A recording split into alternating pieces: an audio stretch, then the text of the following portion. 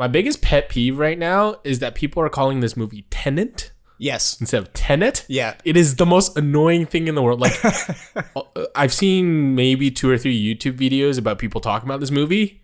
And like either from the start or midway through, they start talking about this Tenet movie. Yeah. And it drives me bonkers. I mean, I get it. It's not a word that most people use in day-to-day conversation, but it's pretty obvious right there in the title. The whole point is that the title is supposed to be like reversible. Exactly. The other thing is I kind of went to see this Tenet for this podcast. So if I somehow die, you can blame this podcast. But I do agree with them. Like, there was a general sense of unease. I went to an early afternoon matinee showing because I knew there was going to be a lot of people, and I picked a seat that was closer off to the side.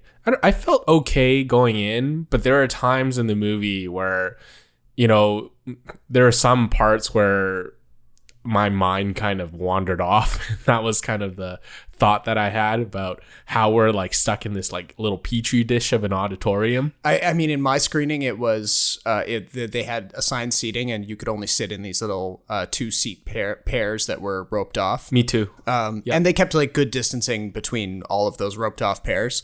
But yeah, like once the movie started, I pretty much lost myself in it. But in the run up to it, it was, you know, you're just kind of eyeing everyone, kind of listening extra close to see if anyone's coughing or whatever. Yeah. So yeah, it's not the kind of triumphant return to moviegoing that I think maybe we hoped for. No.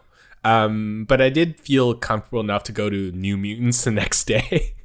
Oh, okay. But I knew there was going to be even less people in my auditorium for that one.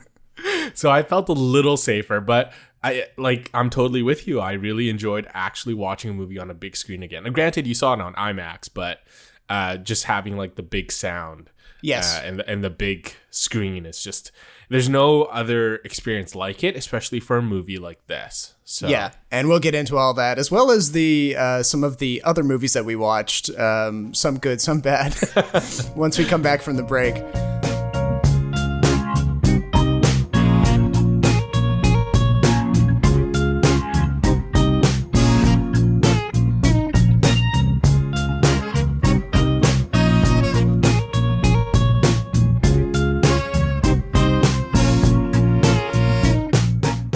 Welcome to episode 81 of the Extra Buttery podcast, a free-flowing conversation between two guys who love movies and TV.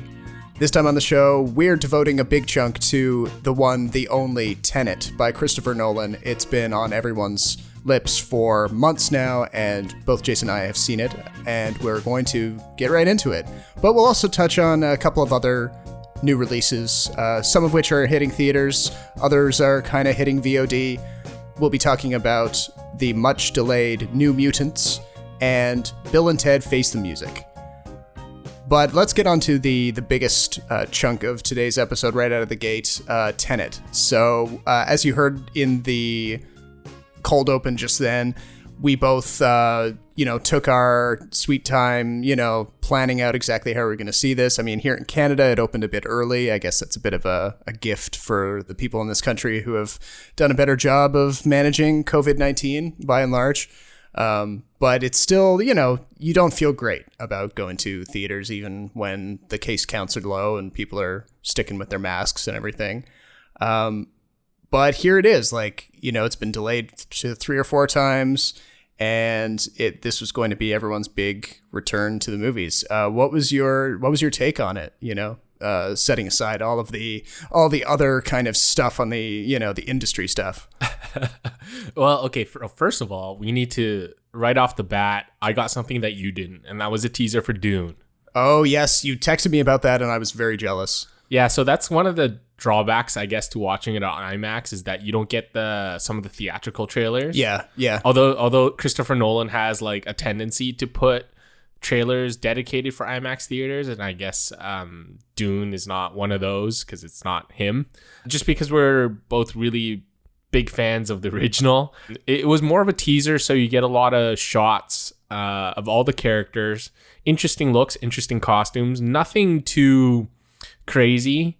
The only scene you really get, and there's a whole voiceover narration, which is, I guess, very in tune with the old Dune, is the scene with Paul Atreides sticks his hand in this little box and they test his tolerance for pain. And I believe that is like the impetus, the moment he is believed to become the chosen one, or they find out that he is the chosen one. I think that's how it works. Yeah, something like that. It's a trial that's conducted by the Bene Gesserit witches, and it's pretty kind of dense mythology. But yeah, that makes sense that they would choose a scene like that because it doesn't give too much away, but it also sets up some of the plotting. Yeah, but no hints about the soundtrack, how it sounded. I believe most of it was silent. It was just the voiceover.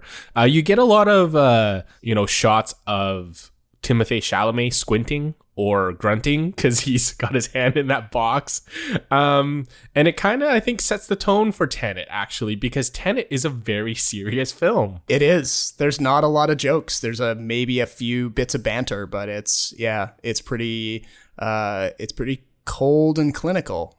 I think cold and clinical is a very good way to describe Christopher Nolan's body of work in general. Yeah, it's something that like critics of his, like people who actually don't enjoy his. I've pointed this out before. True, yeah, but it's something that like people always return to whenever there's a new Christopher Nolan movie.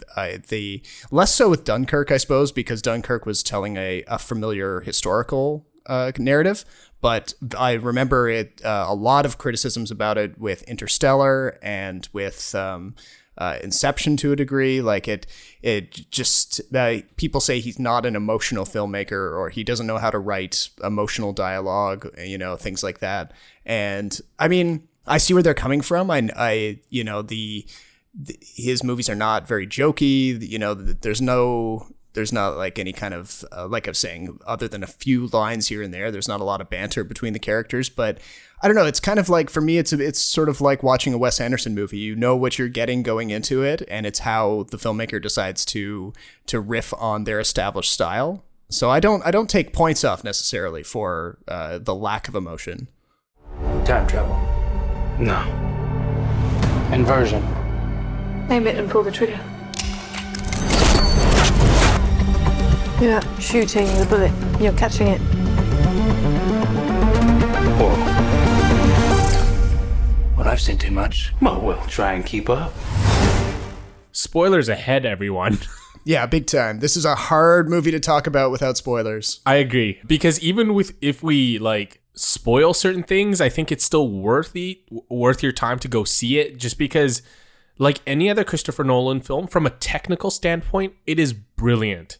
And you get that from the first scene. That first scene is a raid / special forces operation in this, I believe it's a Russian opera house, or is it Ukrainian? I think they shot it in Estonia, but I'm not sure if they intended to be actually Estonia itself or if it's another Eastern European country. But yeah, it's that kind of part of the world. Right. So anyway, very quickly, you're introduced the protagonist, who's played by John David Washington, and his name is actually the protagonist. We're not like being too general here.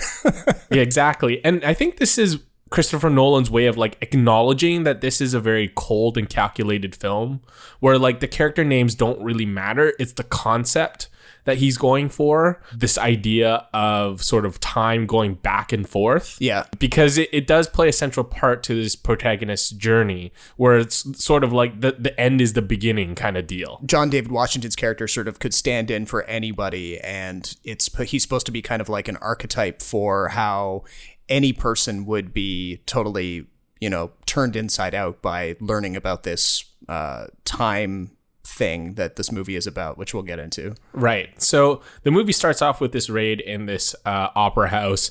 Very quickly, you realize, though, that certain things are different. There's bullets being fired forward, and then there's bullets going back in time. Very soon after, the operation goes awry. He gets captured.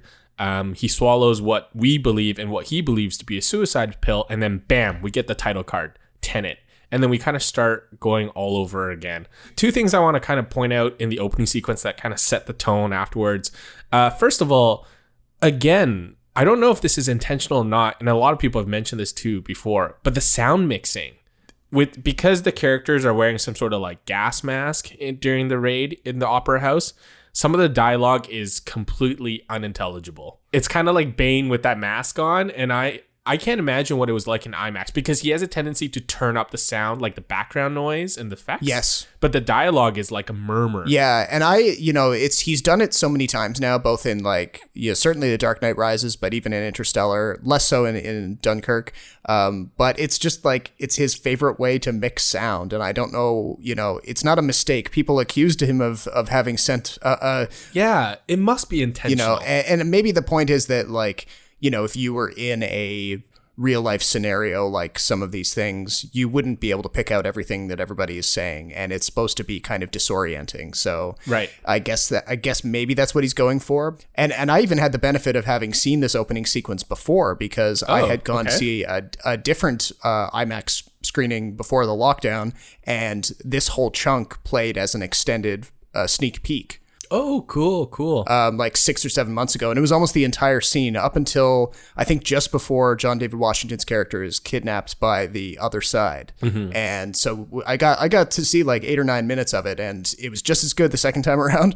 But you still have difficulty kind of making out what people are saying in that scene and some of the later ones. Yeah. And not that it's the most important thing, because a lot of people have said like this movie is confusing, blah, blah, blah. The general plot isn't confusing. It's just little details here and there. And once you understand the concept of the movie and then you apply it to what's going on the screen, that's when you get a little confused, because you're not exactly sure what the rules of the universe are quite yet. Not until later on in the movie, at least. And that goes to my second point, and that's the technical expertise. All the effects in this movie, I believe, are practical. Yeah, I think, I can't remember if it was Nolan or somebody from his production team, but they essentially said that they had fewer VFX, like digital VFX shots in this movie than your average studio comedy these days. Yeah, which is nuts if you think about it. I think it was only a few hundred VFX shots, too. Yeah, whereas, like, you think about a big movie like Marvel. Infinity War, where if not like 70 or 80% of the stuff is VFX, if not more, so literally thousands and thousands of shots. Right, exactly. So right away, those two things kind of stand out, and we start getting the ball rolling. You kind of mentioned this before, but Christopher Nolan, dialogue is equivalent to exposition for him. Mm-hmm. So there are sort of characters that kind of come in and out, and all they do is basically they describe the rules of the universe. And so the basic plot is that the main villain is a Russian oligarch, played by Kenneth Branagh. And like, I don't know if he was miscast or something, but it was kind of weird seeing him on the screen as a Russian oligarch. Yeah, he's played Russians before. He played a Russian oligarch in the Jack Ryan reboot with Chris Pine back in like 2014. I still, like, I mentioned this in the review that's up on the site, but I can't really evaluate Russian accents. I don't know enough Russian people in real life, so I don't really buy it. Yeah, maybe it's because I'm too familiar with Kenneth Branagh's normal speaking voice, but and this is enough of a departure. Or that he's got. Yeah, or his most famous accent now is Hercule Poirot. Or the Belgian detective, where I look at him and I'm like, oh, that's not what you sound like, Hercule. Yeah. But yeah, so Kenneth Branagh plays this Russian oligarch, but the protagonist doesn't meet him for a while into the movie. All the protagonist knows is that the American government has found out about this property called inversion. And they've started to come across weapons, mostly like pistols and bits of debris that have reverse entropy. So things happen to them in reverse. So if you have a gun, you'll see the bullet get move backwards at the speed of a bullet, and then re-enter the gun.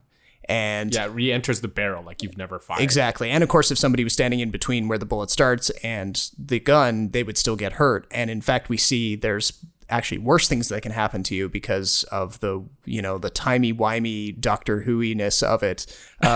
You can get radiation sickness if you get shot by something that has these properties. And the government officials explain to the protagonist that they're not so much worried about the pistols. They're worried that maybe there are nuclear weapons out there that have these inversion properties, and that, if the people from the future who are creating these artifacts decide that they want to eliminate people in the past, we wouldn't have very much of a a means of stopping it because it hasn't happened yet, right? Right. It's got this like grandfather paradox thing where how you affect the past may mean that you may not be born in the future kind of deal. Yeah. And so the general gist is that in the future, the world is seemingly like on the verge of an apocalypse, or has had an apocalypse. And someone in the future has discovered this inversion and keeps sending these things back in time for Kenneth Branagh's character. And what they're hoping to do is to collect these pieces. There's 9 of them, I think, in total. And it forms this like nuclear weapon called the algorithm.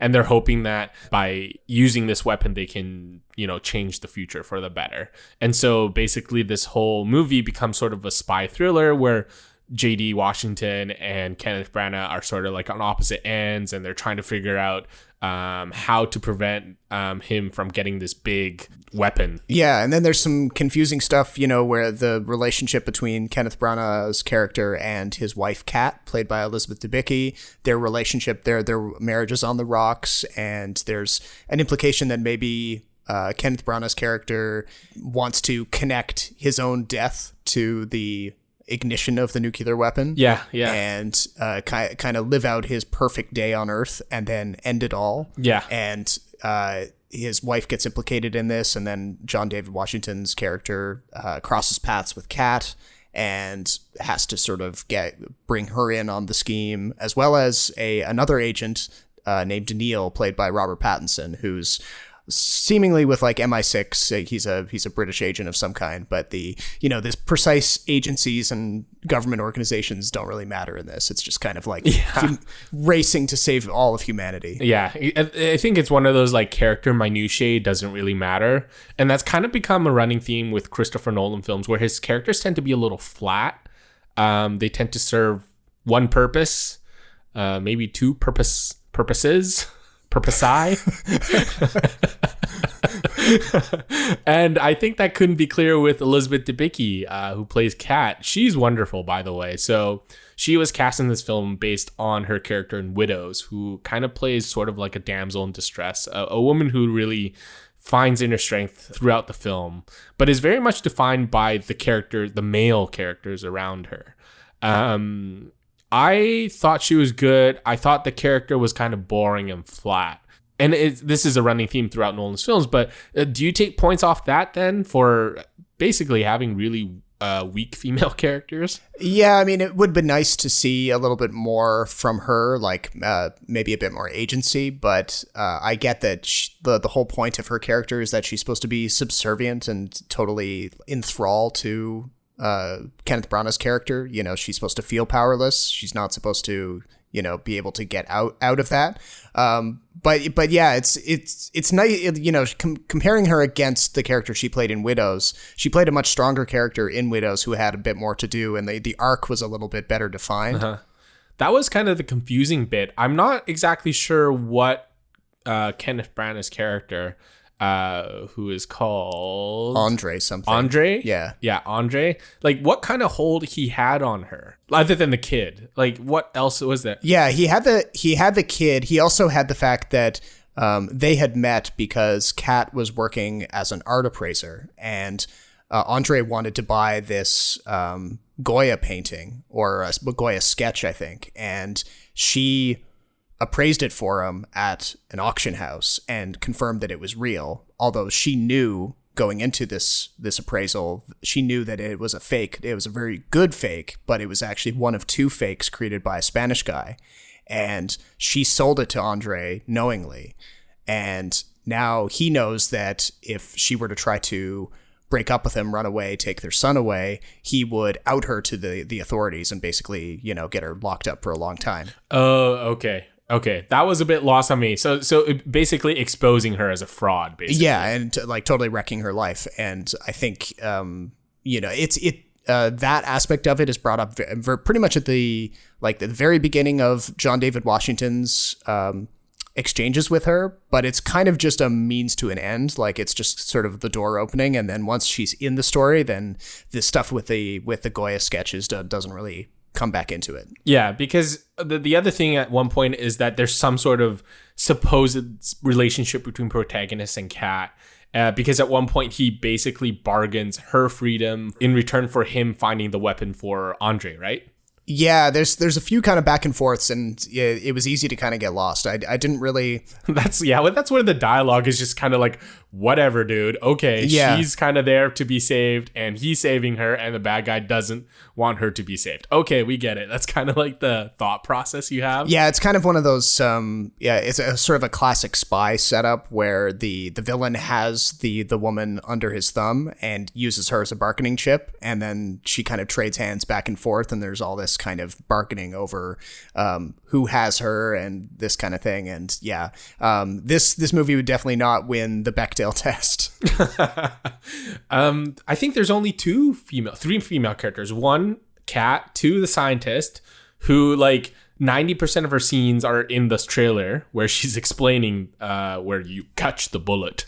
And then the third one is the arms dealer. Yes, yeah, the Indian arms dealer who uses her husband as a front, which is actually, I guess we were talking about like... Which is clever. I thought that was Yeah, really we were funny. talking about like female agency, and she's probably like the strongest female in the story, in the sense that she uses her husband. Everyone thinks that her husband is the arms dealer, but it's actually her pulling the levers and running the show. Unfortunately, she's only used for exposition. Yes, yeah, she, there's a bit at the end where where suddenly she poses a bit more of a threat to the characters, but it's more of like a loose end that gets wrapped up more than anything else. Right. Her, we should mention that it's played by Dimple Kapadia, who apparently is a really famous actress in Hindi films, has a very lengthy filmography. I can't say I've seen any of her films, but Christopher Nolan does have that sort of ability to bring in people, big names from all sorts of industries. You look back in Inception and you look at even the supporting cast, and it's just like an A-list. Oh, yeah.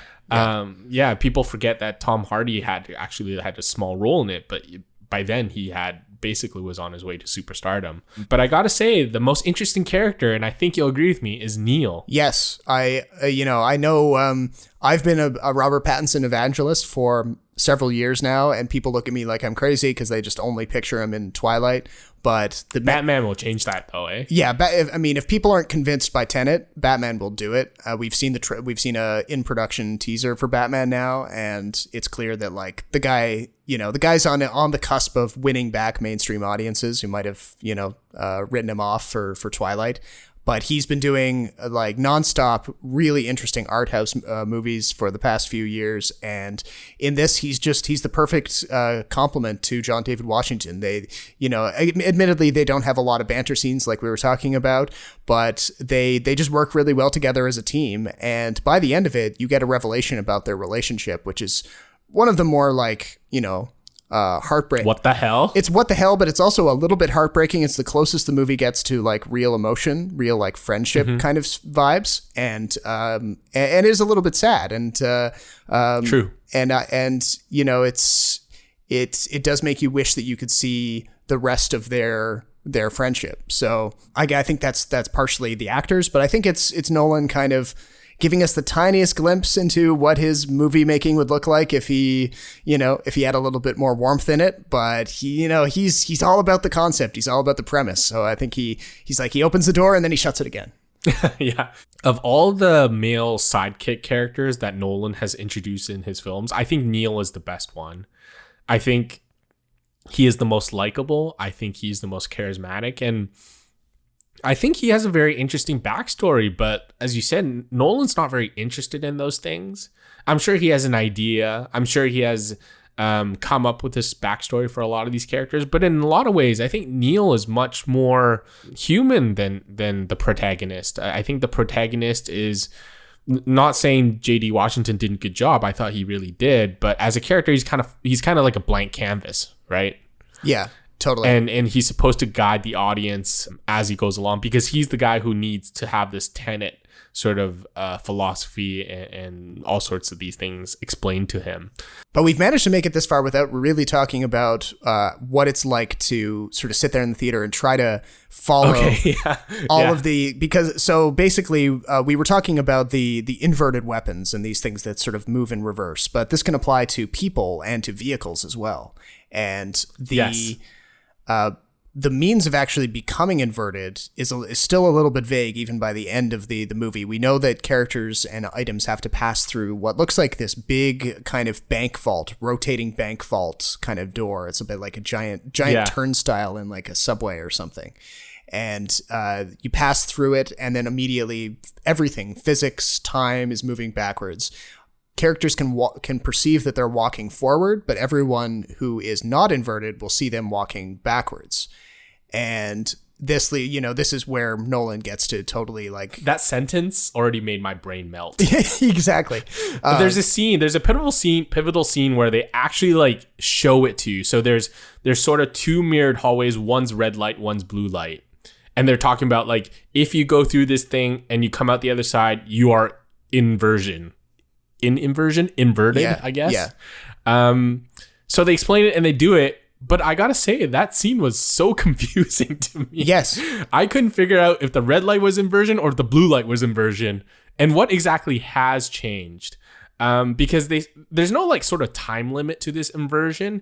This inversion timeline can go back to weeks, years, months, apparently. Yeah, and they in the climax of the movie, they sort of use it to rewind Elizabeth Debicki to an important point of her marriage to Andre, so that she can be there and sort of influence events before he does something bad.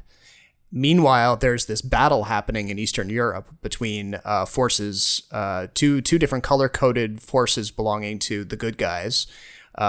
They seem to have unlimited money and unlimited people to send on this battle. It's still a little bit unclear where all these people come from. They just pop out of crates like a video game, literally. Out of shipping crates. It's a little bit weird. Versus all of the mercenaries hired by Andre, and I guess the agents of the future, but we never meet any of those people. And they have this big battle, and they're racing to either set off a nuclear device or stop it from being set off and kind of recover other pieces of it. And it just like you're seeing explosions go off and suck back into the ground. You're seeing buildings fall apart and then get put back together again. And there are people with like blue coated uniforms and people with red coated uniforms. And yes. It's never entirely clear if we're supposed to be seeing people moving in reverse or moving forwards, or whose perspective we're watching stuff from. And I like, knowing Nolan, I give him the benefit of the doubt. I imagine that he has a big like chart somewhere where it's all very clearly laid out and logical, but it is not something that communicates very well on the first viewing. No. And you probably have to watch this thing like 3 or 4 times to make true sense of it. That's my big conspiracy theory, is that Nolan makes his movies unnecessarily complicated, so you have to go back and watch it again. Yeah. And honestly, if there was no COVID, I'd watch this movie again in the theaters like without second thought. Oh yeah, me too. Yeah. And so you're right on it though. It's unclear as to what or who is being affected and how. But at the same time, he introduces this time element where they only have 10 minutes to complete the mission. So even though you don't know exactly what's going on the screen, you know that both teams are racing against time. You do feel tense. You have that feeling of, oh my God, is this going to happen or not? Even though you don't even know what's supposed to happen, which I think goes to like the cleverness of Nolan's filmmaking, and also speaks to us as an audience where we don't necessarily have to know what's going on, but if we have something to tie ourselves to, so like a ticking time bomb, basically, it's kind of like the Alfred Hitchcock like bomb on the table thing. Like it doesn't matter what it is, or we don't even have to know what's going to happen, but we just get tense because we know that something has to happen. Yes, yeah. So I mean, I remember being confused over whether they actually wanted the bomb to go off or not. And because they even talk about how Andre wants the bomb to go off. So I was like, wait, is the bomb gonna go off? And if it does, what does that mean? And never before in such a huge, like, it's a different thing from Nolan in the sense that in all of his previous movies about time, like Memento, Inception, Interstellar, you could wrap your head around the concept on the first viewing pretty easily. And you could, the actual like A, B, C, D progression of what needed to happen was pretty clear. And then you got a little bit more out of it when you watched the movie a second or a third time. But in this time, it's like you really don't know what any of it means. It's the closest to like David Lynch that Christopher Nolan has ever been. And okay. As a David Lynch fan, I kind of like that. It's he's definitely not doing the same old thing. The question is whether you as a viewer have the patience to put those extra screenings in, because I know a lot of viewers are just gonna throw their hands up at this and just be like, screw it, I don't have enough time. It's not that hard to understand though, like the general plot though, right? It's just when you actually try and really think about what's going on, about the physics of it, that you start to lose yourself. Yeah. I think like if you go in, you're kind of like, all right, I'm just going to let this movie wash over me. I think you'll have a really good time because it actually is quite a very good film in general. There are minor nitpicks here and there, not unlike any other movie or Chris Nolan movie. But I do have one question because this part confused the hell out of me. Okay. So spoiler alert, and this is like deep spoiler. So when they go underground where supposedly the algorithm is hidden, right? And so there's this Andre's agent's on the other side. He's kind of locked behind this fence, and Neil and was Neil there? Anyway, J.D. Washington was... Yes. Well, we find out later. Yeah, exactly. So J.D. Washington's like, damn, like this fence is locked. I can't get through to him. We're going to lose. The bomb's going to go off. And then all of a sudden, like, he comes to the realization that the person, there's a dead soldier on the ground. He comes to the realization that this soldier is Neil, and and when the bad guy reaches for a gun and shoots John David Washington, the body kind of comes back to life, jumps up, and takes the bullet for J.D. Washington. Yes, meaning that he had sacrificed himself so J.D. Washington could do his job.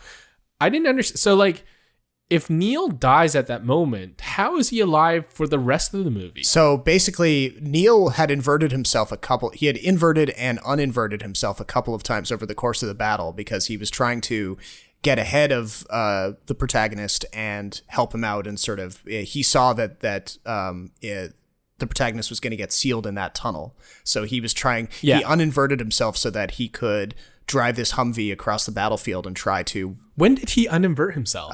You see him, when is it? He finds an inversion machine in the base somewhere, and he actually goes through it? Yeah. I don't even remember that. Yeah, it was very brief. Like, he goes in, he uninverts himself, comes back. I think he basically tails some bad guys into where there's an inversion machine and uninverts himself because he starts the battle inverted. Yeah. And uninverts himself and goes up to the surface, finds the Humvee, tries to warn the protagonist that he's about to get sealed in the tunnel.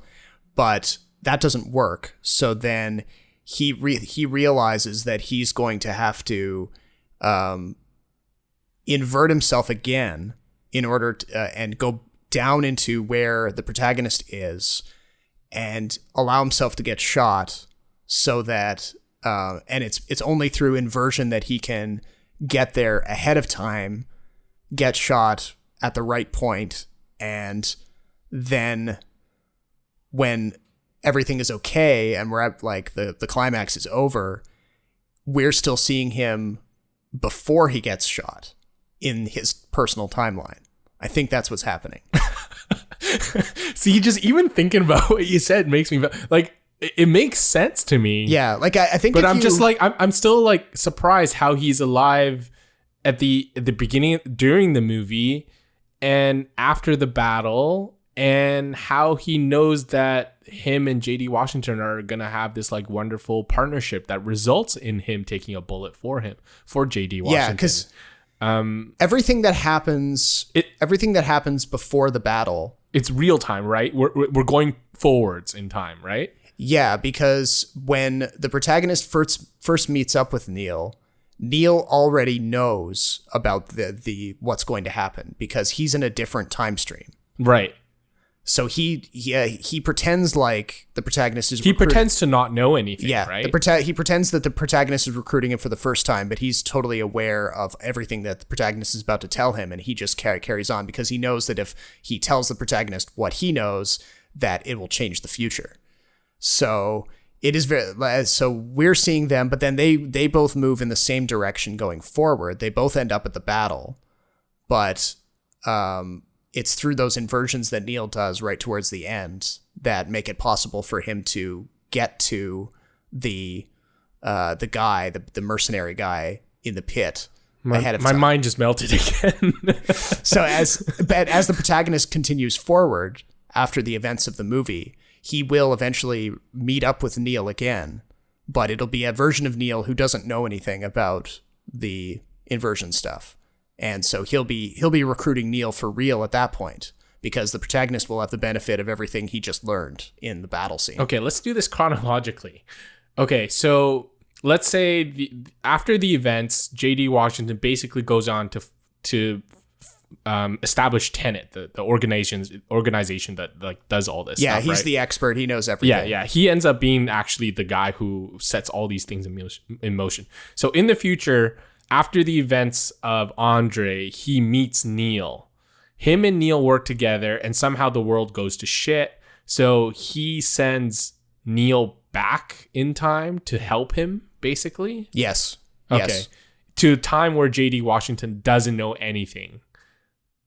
And Neil is forced to let the events play out as he knew it would, but giving J.D. Washington this path of self-discovery. Yes. Yeah. So there's a bit of like the butterfly effect kind of thing there, where Neil's kind of making kind of educated guesses, hoping that he doesn't affect the wrong things that would mess up the time stream. But I always thought that because he was shot and died in the mine, that his future self wouldn't exist then. Because isn't that what they talk about with the grandfather paradox? No, because that is like the end of his time stream. He's moving in reverse at that point. So that is just the end of his life. And everything that he did before getting shot still happened. Because of inversion. Here's another way of thinking about it. This is actually where the show Doctor Who did a slightly better job of kind of making this understandable. In Doctor Who, the Doctor encounters this character named River Song, and when he meets her, she's just about to die, but she seems to know him already. And she hints that they've had a whole life together. They were really good friends. They might have even had a romance. But then she dies, and he's like, okay, well, what does this mean? Like, how could we have known each other? And by what he finds out as he moves forward in time is that he keeps meeting River Song at other points in her time stream, and they're just going in opposite directions. So eventually they'll get to a point where the Doctor is meeting her for the first time for her. Okay. And then after, if he were to meet her at any other point after that, she wouldn't know him. So they're like ships passing in the night, essentially. And there's a certain number of times that they meet up where they actually know each other, but they're having different versions of those experiences, because one of them is getting to know the person better, and the other person already knows everything. Okay. So I feel like we've like seen this before in other movies too, right? But it's just always like a mind fuck, because there's so many implications about who does what first and who knows what. Yeah, and I mean, I think ultimately it is like pretty cyclical, and I don't think there's any right or wrong answers ultimately, because so much of it happens. Time is a flat circle. So much of it happens off screen that you could kind of like make up your own explanation, and maybe that's the fun of it. I don't know, but I can see certain viewers out there just getting totally frustrated and not wanting to have anything to do with this movie. But I happen to really enjoy this stuff. Like I've liked it in other movies, other TV shows, certainly other times that Nolan has kind of looked at it, admittedly in like different formats. And I don't know, I'm as soon as it's available digitally, I can't wait to kind of go through it again and see if it actually like holds up the more I know about it. Yeah, I agree. I can't wait to watch this again, just to, if not only just to nitpick certain things, especially in the car chase on the highway, how some things are moving forwards and some things are moving backwards. Just little things like that. But like I remember asking you, and you said you gave this movie basically 4.5 stars out of 5. And in classic like fashion, I came in a half star below you. Yeah. Basically, my main gripes being like, again, the sound mixing was a little off. The characters, the story, the dialogue didn't quite live up to some of his other films, I feel like. But where would you rank this in terms of Nolan's films? Like, if you give it 4.5 out of 5, you must think this is one of his best movies. Top 3, maybe? It's hard because I think I'm giving it 4.5 out of 5 as like, more as like its success amongst other movies of that genre. Okay. But not so much like an internal ranking of just Nolan movies. I think it might go maybe a few steps down, like maybe 3 or 4 out of however many. Like he's got what, like 10 or 11 features. So yeah, I'd put it at like maybe 3 or 4 from the top. Because I'd probably put movies like, I think Dunkirk is number 1, hands down. Yeah, I think it's from a storytelling point of view, from a technical point of view. I think Dunkirk I think it's just so neatly wrapped up together. Whereas a lot of his other films, especially ones that deal with time, there's some loose strings that he kind of leaves hanging, and I don't think he bothers to tie them, and it's probably intentional. But as an overall experience, I think Dunkirk is the most like complete sort of feature. Yes, I do really like Dunkirk. I think it would kind of swap between first and second with Interstellar for me, because I really like Interstellar. Me too. I also really like The Prestige and Inception. So it's I would put this ahead of the Batman movies, as good as those are. But yeah, I can't put it like super close to the top. It's kind of like just in that territory. Yeah. And Nolan's got this weird progression where like the more movies he makes, the more complicated he makes them. And I'm wondering like what his next project is going to be. Is it going to be like time inversion plus Upside Down? Because he'll sort of like build things on his previous films, right? Yes. So he'll build like a rig for Inception where like things rotate, and then he'll use that in Interstellar with the space thing, and then with the time thing Interstellar he'll do that with Tenet. So I wonder like what sort of crazy ass concept he's gonna come up with next. I don't know if you ever want to do drugs with him, but he's going to go so deep down a rabbit hole that you're just going to be like, wow, this guy's either a psycho or a genius. I think that's the name of the episode right there. Psycho or a genius. All right. Well, so Tenet is not the only new movie out there right now. There are a couple of others that are kind of looking for the leftover ticket revenue or VOD revenue that Tenet doesn't scoop up. So you saw New Mutants, which is the sort of like Tenet in the sense that it moved release dates a whole lot, but for 3 years it did, yeah. But yeah, for over a much longer period of time, and there were conspiracy theories abounding. Like, does this movie really exist? What format is it going to be in when it is finally released? It's going to be cut to death. I haven't seen this yet, but I was rooting for it the whole time because I was excited to see what, like, this is in the X-Men universe. It's kind of like a horror remix of X-Men First Class, in the sense that you've got young mutants with powers who are trying to sort of stay alive and solve a mystery. This isn't a hospital, it's a cage.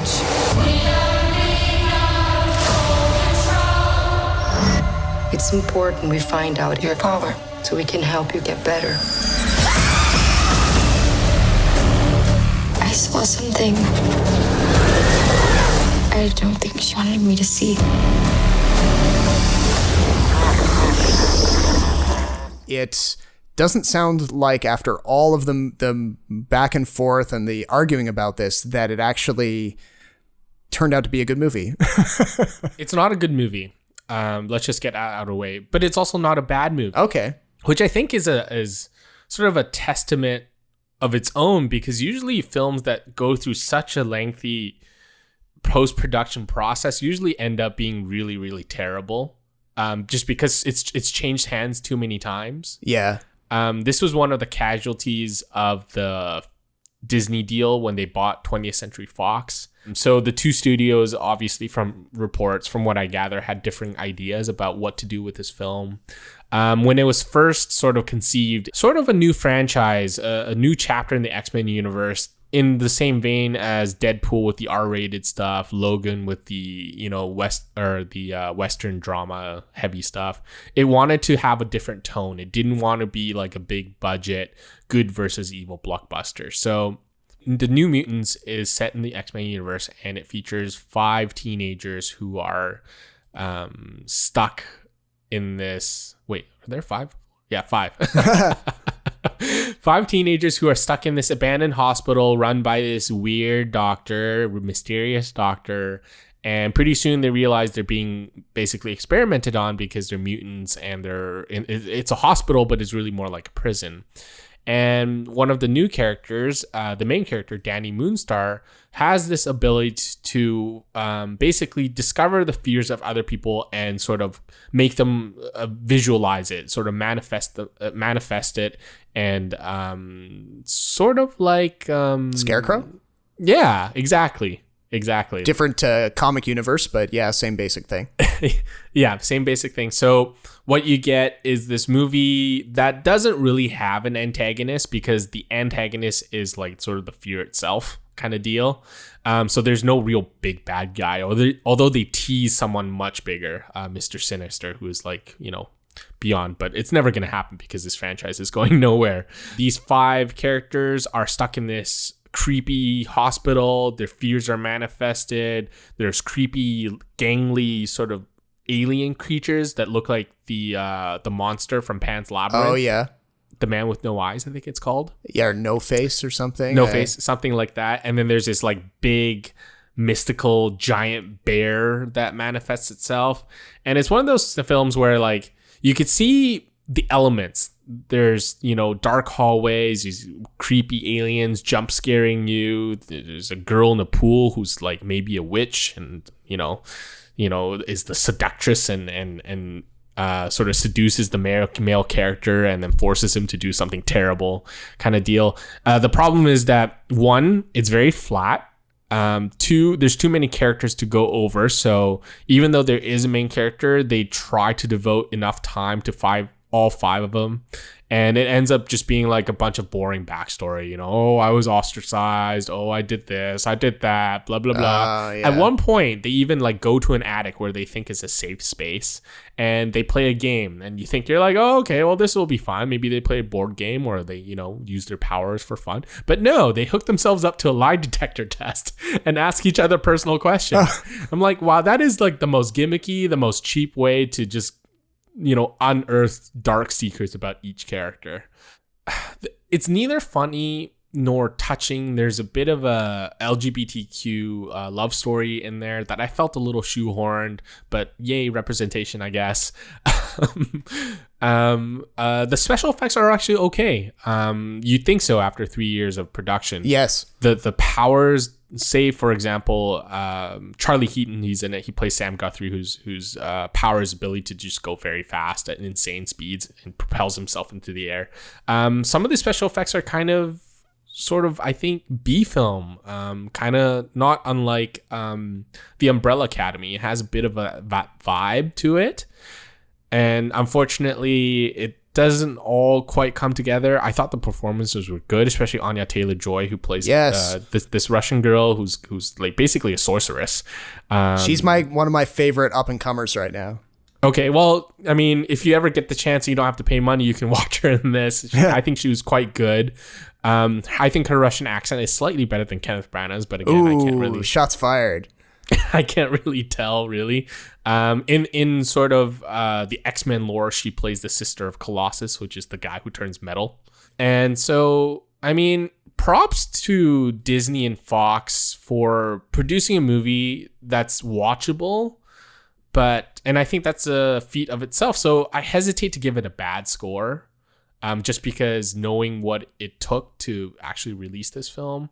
But you get the sense that even at its peak, it probably wouldn't have been very good. Maybe like a 6 or 7 out of 10 kind of like that. Okay, yeah, because I remember reading, I think it was like a Twitter exchange or something, where the director, whose name escapes me right now, Josh Boone. Yeah, Josh Boone. He was asked, is the cut that Disney is going to release whenever they release it, is that your cut, or did they mess with it? And he said, no, there's some back and forth about it, and it is my cut, he said. So yeah. As much as he's willing to talk openly online, knowing that Disney might come down on his head later on, I guess he assured people that this is the movie that he wanted to make. So, he got some, there was that helped people feel better, I think, when he said that. Mm-hmm. But like anything, you can try your hardest and sometimes it just doesn't all come together. And all the X-Men films have this problem where like at the end, somehow something happens and the protagonist is able to defeat the enemy, like it's sort of like the timing is perfect, sort of. Short run time though, so you don't have to spend too much time waiting for that to happen. But speaking of time, a blast from the past. You saw Bill and Ted. Yeah, Bill and Ted Face the Music. So this is the third in the Bill and Ted series, a long time in the works. The first Bill and Ted came out in 1989, the second one in 1991. And have you seen those? I have seen those. Yeah, I saw the first one ages ago. I want to say like more than 5 years ago.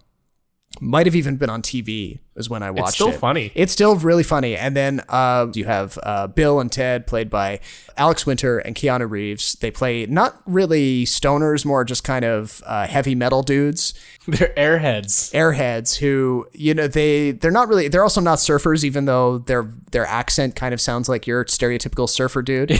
Yeah. But they're visited by a guy from the future, played by George Carlin, who gives them this phone booth that can travel through time. And they end up using it to ace their history presentation at high school, because they were flunking out before George Carlin shows up, and they go through time and they sort of, in a very after school special kind of way, they capture historical figures like Napoleon and Freud and bring them back to the school for a presentation.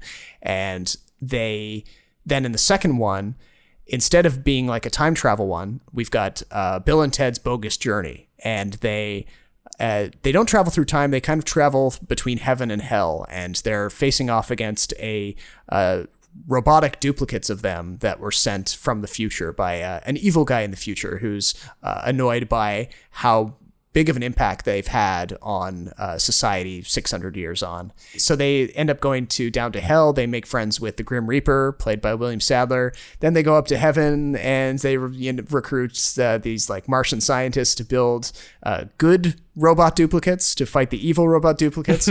And basically the thing that most people kind of agreed upon with the two Bill and Ted movies was that they were kind of shambolic. The logic in the individual scripts didn't really make any sense the more you think about it. But that was not the point. You were just supposed to enjoy Bill and Ted, Alex Winter, Keanu Reeves playing these characters. Iron Maiden? Excellent! Execute them. Bogus. So 25 years pass, and I don't think there was a huge crowd of people calling out for a sequel online, but I think Alex Winter and Keanu Reeves figured, there's a lot of other pop culture things from the 80s and 90s that are getting not quite remakes, but sort of spiritual sequels or continuations. And I guess they were able to get the financing together, and they decided to make a new Bill and Ted movie, but focusing, of course, on what their lives are like 25 years after the end of Bogus Journey. A song created by Preston Logan, performed tonight, will save reality as we know it. Oh. Dude, we better write that song now. Or why can't we just go to the future when we have written it? And take it from ourselves. Except, won't that be stealing? Cheers! How is that stealing? We're stealing it from ourselves, dude. That's where we are. It's actually a lot of fun. It brought a smile to my face. Yeah. I will quote Red Letter Media, one of my new favorite YouTube channels. They've been around forever, but I've been on a quarantine binge of their stuff recently. They didn't completely fuck it up. And that's actually like a hard bar to clear sometimes when people come back and try to reboot or revitalize an old franchise that has a lot of like cult classic vibes. And in this movie, you've got Bill and Ted, who at the end of Bogus Journey back in 1991, they had become overnight rock sensations. They had successfully defeated their evil robot duplicates, and then they'd use the time-traveling booth to spend 18 months becoming the best musicians in the world. And they were told by people from the future that they were supposed to have written the one song that would unite the world. And at the end, over the end credits of Bogus Journey, we see all these newspaper clippings that suggest that they had this amazing career. They started touring with Death, who became the bassist in their band, the Wild Stallions, spelled with Y's, and played the Grand Canyon, and they played the Middle East, and they achieved peace in the Middle East just by playing their songs. And you see all these like sort of over the top headlines. But then when the action picks up in this third movie, it seems like all of that has sort of plummeted on them, and they're no longer packing auditoriums. They can barely get 40 people out to a show that they play at a local bar. And their wives, who are actually princesses that they kidnapped from medieval England, who are living very comfortably in 21st century California. Yep, I remember that. Their wives are sort of the providers, and both Bill and Ted each have a daughter who are also named Bill and Ted, sort of like nicknames. Bill's daughter, who's played by Samara Weaving, and Ted's daughter, played by Brigitte Lundy Payne. Brigitte Lundy Payne. And both Little Bill and Little Ted have become sort of female carbon copies of their dads. And they've kind of adopted this sort of like, hey man, kind of way of talking. They're both really into music. And all throughout this movie, it's just very like, for a dark time in society, this is a small bright light, I would say. The people are just so optimistic in these movies. No insult or bad situation ever gets them down. They get kicked back down to hell, and they're just like, oh, we're in hell. Okay. And it's just a totally irrepressible optimism, and I kind of love it. Yeah, there's a kind of sort of happy-go-lucky attitude that you don't see in these, because the first two films are kind of like teen films where they're trying to survive school and growing up, right? Yeah, although you barely even see like anything bad happen to them at school. Like you don't see them get bullied. They're gonna fail, right? Yeah, that's about the worst thing that happens to them. But you don't see them really dealing with your average high school problems. Right. Fair enough. But just the fact that it's kind of about two teens just basically a coming of age story, right? Yeah, exactly. And then by the time Bogus Journey rolls around, they've sort of moved out into their own apartment. But of course, they do everything together. They replicate that in Bill and Ted Face the Music by having the Bill and Ted go to couples therapy, but they're unable to even go to couples therapy just with each of their individual wives. They have to do it as a foursome. Right. And so when they say they don't fuck it up, does that mean like by itself is not that enjoyable? It's enjoyable because you get to see Bill and Ted, but it's not enjoyable because the movie itself isn't that great. Well, there's a sense where you're basically getting that kind of greatest hits vibe, where you're getting a mixture of recognizable stuff from each of the two existing movies, put into a different context here, with the addition of some fan favorite characters. You see Death come back, played by William Sadler, and then you have the addition of their two daughters, who sort of go on their own little adventure in time, and their arc is basically the arc of Bill and Ted from the first one, because they're traveling around, they're trying to recruit famous musicians to bring back to their timeline so that they can help Bill and Ted write this song that's going to unite the world finally. And meanwhile, Bill and Ted in their classic slacker style, they don't want to actually try to write the song that is going to unite the world. They want to steal it from their future selves. So they go on this sort of misadventure, trying to go forwards in time to meet up with future versions of themselves. And the further they go in time, the less time they're actually spending writing the song, and the more of a screw up the future Bill and Ted's become. So they go from being like playing even worse venues at like a motel somewhere to being squatters at Dave Grohl's house to being locked up in prison.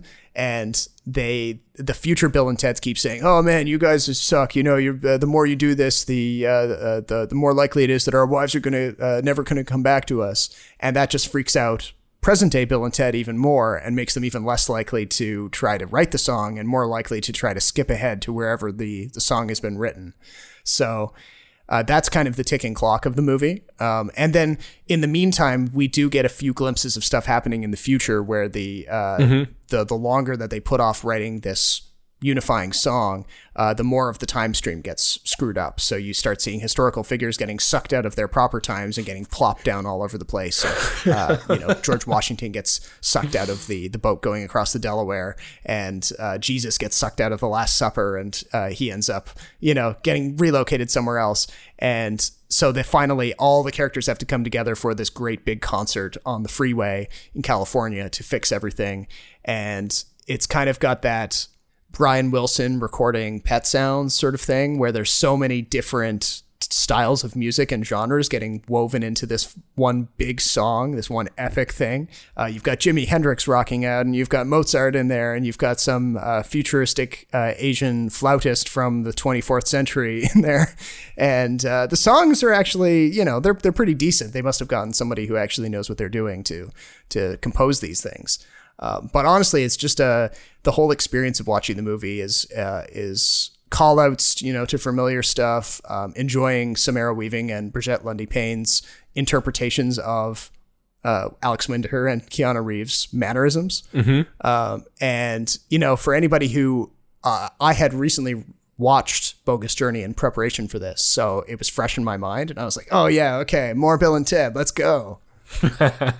Final thoughts, final score? I would give it like 3.5 out of 5. So it doesn't improve on the two existing movies in the way that Bogus Journey did, because Bogus Journey is probably, even though it's the second one, it's probably the best of the series. What is it? I would say so. I think Bill and Ted's Excellent Adventure was way better. No, I like Bogus Journey more. I think there's more going on in it. They had a bigger production budget, and you have Death in there. Death is hilarious. That's true. It's the Wild Stallions. I just think the first one just was a little more fresh, and I kind of like the historical aspect of it. Okay. Yeah, the Bill and Ted, where it kind of lost me is the robots. Oh. Where they kind of clone themselves. Yeah, that's probably the cheesiest part. They even sort of get a redo with the robots in Face the Music, because the people from the future get fed up of waiting for the song to be written. So they send another futuristic robot back to try to kill Bill and Ted for some reason, which again, like in classic Bill and Ted logic, makes no sense, really, the more you think about it. Unfortunately, a lot of the movie does kind of show signs of its lower production budget.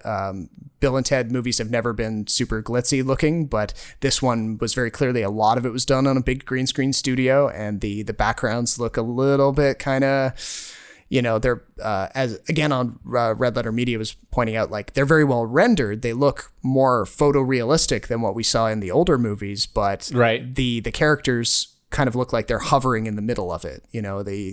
There's not enough kind of practical kind of grounding in the camera work to make you believe that they're really there. I think that's part of the charm, though, because on a $25 million budget, it's not small, but it's not something you can work with a lot if you're involving all sorts of time travel and big names and multiple sets and whatnot. Yeah, it would have been tough to pull off for real and not spend like at least 75 or 100 million. So, if you think back on the old movies fondly and you want to revisit them, I think it's, it doesn't feel cheesy. It doesn't feel like a cash grab. It feels like it was very earnestly made, which is good. Even though it's not the freshest of the bunch, it's a lot more fun than some of the other direct to streaming stuff that we've seen the past few months. So I give it a few extra points just for that. Okay. Sounds good. But yeah, definitely recommend Tenet. Not so much of a recommendation for New Mutants. Maybe wait a little bit longer until it hits streaming on that. Bill and Ted, you could either see it in the theater or you could see it at VOD. It's up to you. It's nice to be talking about some new movies again. Agreed. As long as we all do it in a safe way. But head on over to kinetoscope.ca where we have my review of Tenet. I'll probably have a review of Bill and Ted Face the Music and maybe New Mutants in the near future, but probably by the time this episode is live. But until the next episode, my name is Robert Snow in Toronto. And my name is Jason Chen in Vancouver. Thank you for listening, and we'll talk to you next time.